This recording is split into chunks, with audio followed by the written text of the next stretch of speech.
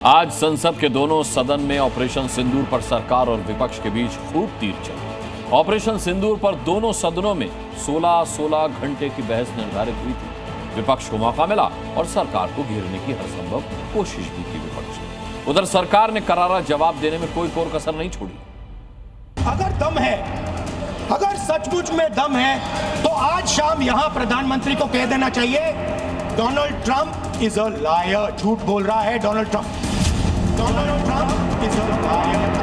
अध्यक्ष जी,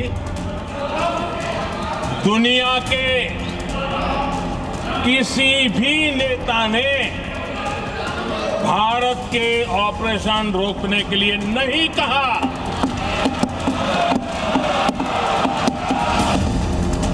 3 महीने से पहलगाम हमला, उसका पाकिस्तान की आतंकी फैक्ट्री से कनेक्शन और ऑपरेशन सिंदूर की इनसाइड स्टोरी का विपक्षी मुद्दा जो गूंज रहा था। संसद की 32 घंटों की बहस में सरकार ने उसका चुन चुन कर जवाब दिया है। अमेरिका के उपराष्ट्रपति जी ने मुझे फोन पे बताया कि पाकिस्तान बहुत बड़ा हमला करने वाला है। मेरा जवाब था, अगर पाकिस्तान का ये इरादा है तो उसे बहुत महंगा पड़ेगा। ये मैंने अमेरिका के उपराष्ट्रपति को कहा, हम गोली का जवाब गोले से देंगे। और 9 रात में और 10 सुबह हमने पाकिस्तान को सैन्य शक्ति को तहस नहस कर दिया था। सबसे पहले सवाल नंबर 1, भारत और पाकिस्तान के बीच सीज फायर क्यों हुआ, कैसे हुआ, किन शर्तों पर हुआ? जवाब, 12 वायुसेना अड्डों पर ताबड़तोड़ हमले से डरा पाकिस्तान घुटनों के बल आ गया और भारत के डीजीएमओ से सीज फायर के लिए गिड़गिड़ाया। सरकार आखिरकार पीछे कैसे हट गई और क्या कारण था कि सरकार को सीज फायर का ऐलान करना पड़ा? भाई आतंकवादी मारे गए, आपको इसका भी आनंद नहीं है? भाई आप आतंकवादियों का धर्म देखकर दुखी मत होइए। सवाल नंबर 2, अमेरिकी राष्ट्रपति के सीज फायर करवाने के दावे का सच क्या है? जवाब, 22 अप्रैल से लेकर 17 जून तक प्रधानमंत्री नरेंद्र मोदी और अमेरिकी राष्ट्रपति डोनाल्ड ट्रंप के बीच कोई बातचीत नहीं हुई थी। ऐसे में ट्रंप की मध्यस्थता का सवाल ही नहीं उठता। देश के इतिहास में यह पहली बार हुआ कि जंग होते होते ही रुक गई और इस रुकावट का ऐलान अमेरिका के प्रेसिडेंट करते हैं। 10 मई को डीजीएमओ ने, पाकिस्तान के डीजीएमओ ने भारत के डीजीएमओ को फोन किया और 5 बजे हमने इस संघर्ष को विराम किया। सवाल नंबर 3, ऑपरेशन सिंदूर में भारत के कितने फाइटर जेट गिरे? जवाब, परीक्षा में ये मायने नहीं रखता कि पेंसिल कितनी टूट गई या पेन खो गए। असली मायने रिजल्ट का होता है।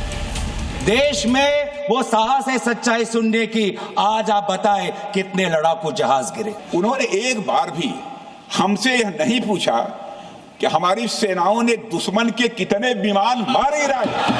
आपको प्रश्न पूछना है तो यह प्रश्न पूछिए, क्या ऑपरेशन सिंदूर सफल रहा? तो उसका उत्तर है हाँ।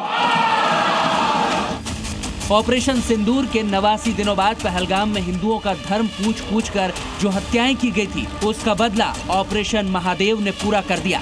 लेकिन संसद में ऑपरेशन सिंदूर का सियासी पन्ना लिखा जाना बाकी था।